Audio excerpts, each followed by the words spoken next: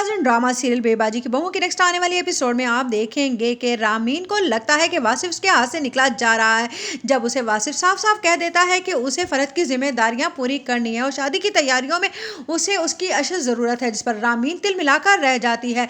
वो ये सोचती है कि उसने इतना पैसा इसीलिए बर्बाद नहीं किया कि वासिफ उसके हाथ से निकलकर फरद के काबू में चला जाए। इसीलिए रामीन तो वहां पर तिल मिलाती ही रह जाती है और अपनी प्लानिंग सोचना शुरू कर देती है। इधर फरद बहुत ज़्यादा खुश होती है जब वो ये देखती है कि रामीन को किस तरह से वासिफ ने उसकी खातिर जवाब दे दिया। इस तरह से वासिफ का एतमाद फरद की नज़रों में और ज़्यादा बढ़ जाता है। इधर आप देखेंगे कि आशी को जब ये पता चलता है कि फिर से बिलाल आया है तो उसे बहुत गुस्सा चढ़ता है और वो बिलाल से कहती है कि तुम रोज़ रोज़ मुंह उठाकर यहाँ पर क्यों चले आते हो। जिस पर बिलाल कहता है मैं खुद नहीं आता, तुम्हारी नानी और तुम्हारी माँ को मेरी ज़रूरत है, बस इसीलिए चला आता हूँ।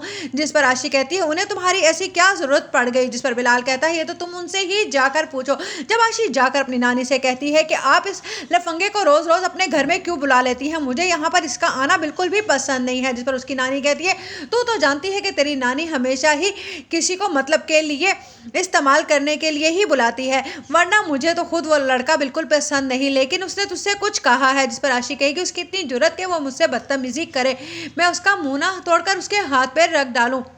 उधर बिलाल जब यह खबर सुनाता है सायरा को कि उसने आशी के बाप को इधर कहीं मोहल्ले में ही देखा है तो उस पर सायरा के तो जैसे उसान ही खता हो जाते हैं और वो कहती है कि जिस तरह से तुमने पहले भगाया था उसे मेरी ज़िंदगी से दूर, अब भी तुम्हें यही करना होगा। क्योंकि बिलाल तो झूठ बोल रहा होता है इस बार भी सायरा से और वो कहता है हाँ ठीक है, लेकिन इसके लिए तुम जानती हो ना। जिस पर सायरा कहेगी जितनी रकम तुम्हें चाहिए मैं तुम्हें दूंगी। उधर आप देखेंगे कि फरद कहती है ठीक है कि आपको मेरा ख्याल है, लेकिन रामीन को इस तरह से जवाब दिया कहीं उसको बुरा ही ना लग जाए, सारा पैसा तो उसने इन्वेस्ट किया है। जिस पर वासिफ कहेगा बुरा लगता है तो लगे, लेकिन मैं तुम्हें हरगिज भी दिल तुम्हारा दुखाना नहीं चाहता। उधर आप देखेंगे कि रामीन को गुस्सा आ जाता है और वो वासिफ से कहती है कि अगर तुम्हें इतना ही शौक है अपनी बीवी को पिक एंड ड्रॉप देने का तो तुम घर पर ही बैठ जाओ। इधर वलीद समन से कहता है कि मैं तुम्हारे लिए शॉपिंग करना चाहता